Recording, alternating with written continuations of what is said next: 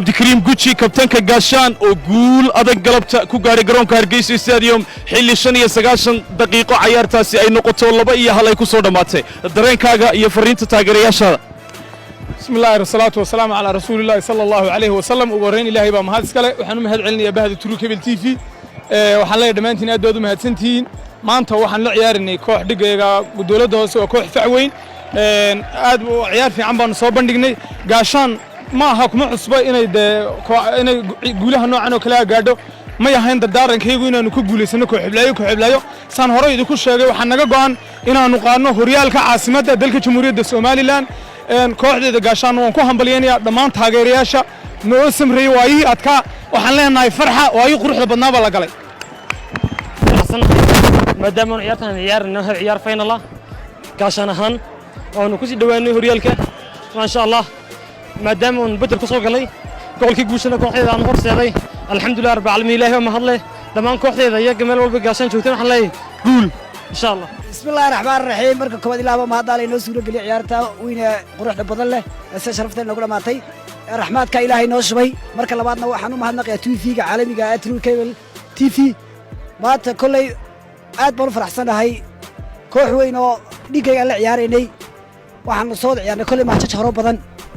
hore waa lagu guuleysan jiray laakiin markii maajku ugu horeeyay liiga ay naga guuleysteen kulay team laba team waa bareejo waa guul daro iyo weyn ay kooxdu hesho kulay macallinkayga weynaa baan la ciyaarayay ana ardaygiisi baan ahaa kulay macallin ardaygooda ciyaarayay kulay ardaygiiba ma tabadiyay marka koobaad ilaahay baan ugu mahadnaqayaa macallinkayga iga siiyay guusha kooxdana horaan noo soo ciyaar jirnay intaas soo koobna waan ka soo qaadnay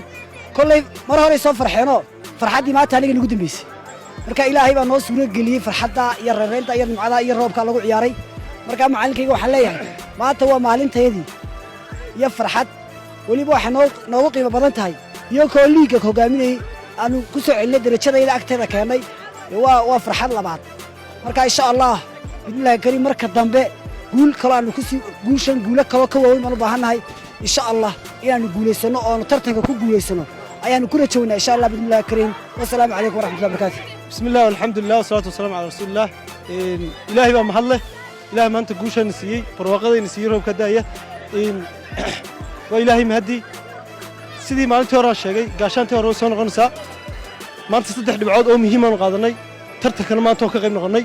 insha Allah ciyaaraha soo socda ee ku xiga waan tartami doonaa gaashaantii hore way soo noqotay Caydiris baa halkan uga hambalyeynaya maanta guusha hogaaminayay hambalyen leesaay kooxda way soconaysaa insha Allah daawadayaal waxa soo dhamaatay ciyaartii dhexmarisay kooxaha dawladda hoose Hargeysa iyo gaashaan kulanka isbuuca 10aad ee horyaalka kubadda cagta Soomaaliland kulankan ayaa waxa uu ku soo idlaaday natiijo 2-1 ah taasoo guusha ay raacday kooxda gaashaan